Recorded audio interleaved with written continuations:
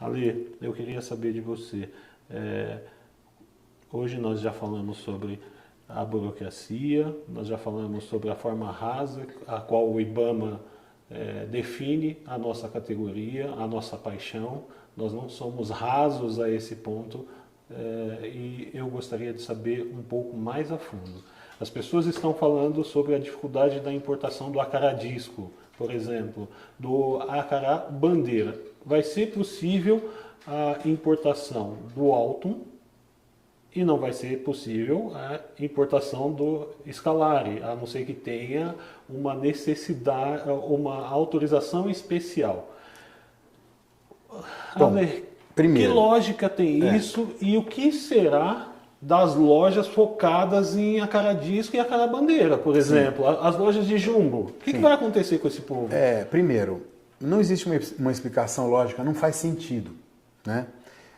Por que esses peixes eles não podem vir para o Brasil para o mercado? Não é nem renovação de matriz, para serem comercializados. Porque veja bem, o acará-bandeira é um peixe que ocorre no território brasileiro da maneira selvagem.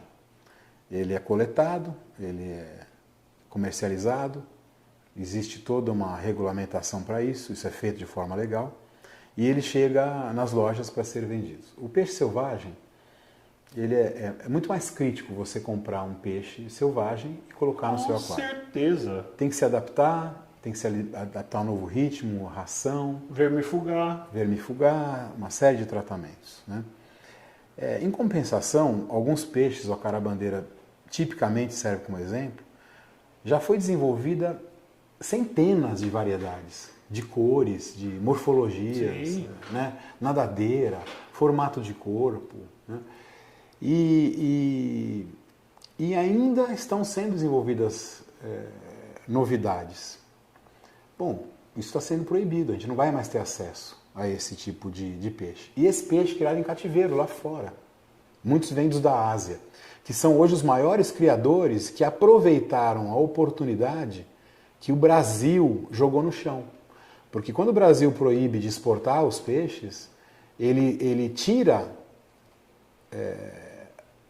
dinheiro da cadeia produtiva. Hoje, num determinado momento, você pode decidir que é muito mais vantajoso criar peixes do que capturar peixes por uma questão econômica, mas você não tem mais capacidade econômica de montar uma criação.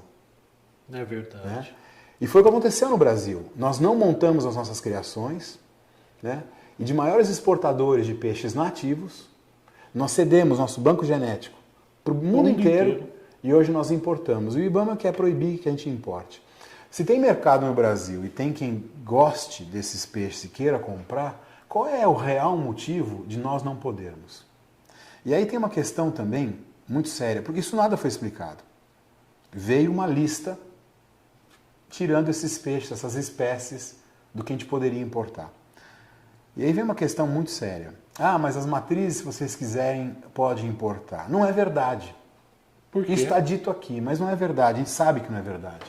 Porque na hora que nós protocolarmos o pedido de importação dessas matrizes... Vai passar pela mão de alguém, né? Nós vamos ouvir o quê? Nós vamos ouvir sim ou nós vamos ouvir não? E se o nosso pedido for muito bem fundamentado, demorará meses para a gente ouvir o sim. Mas normalmente o que a gente escuta é que como não tem muitos trabalhos científicos, como não tem muita literatura... Bom, trabalhos científicos e literatura que primeiramente deveria ter sido desenvolvida no Brasil se trata de espécies nativas. Sim. Né? Mas vamos dizer que nem lá fora tenham muitos trabalhos científicos que possam dar subsídios para que a pessoa que vai anuir esse documento diga sim. E ela vai sempre evocar o princípio da precaução.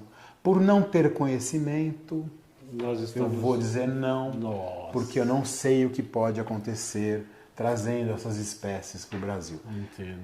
E aí nós vamos dormir em berço esplêndido, porque ninguém vai fazer nada, ninguém vai fazer artigo, ninguém vai fazer coisa nenhuma para fomentar a nossa atividade. Os poucos que existem são para... Agora, por que o aquarismo ele é tão pobre em literatura científica. Quando eu procuro informações, a gente procura informações principalmente nas universidades, eu encontro muita informação ligada à psicultura de corte e não encontro absolutamente nada, ou quase nada, em relação ao aquarismo. Por que isso? Porque seria uma literatura infinita. Tudo que você vai ver sobre as espécies é sobre uma espécie. Né? Quantas espécies a gente poderia pôr nos nossos aquários? Então teria que ter um trabalho científico para cada uma delas. Outra coisa, o aquarismo gera produção literária massiva.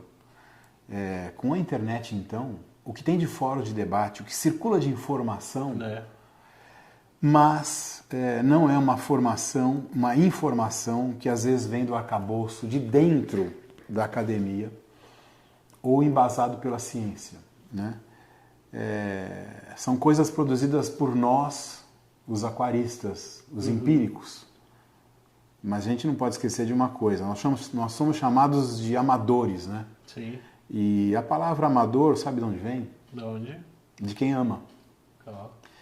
Então, quem ama tem capacidade de desenvolver coisas muito mais bonitas, belas, fantásticas e muito mais a fundo do conhecimento do que quem apenas está estudando uma espécie.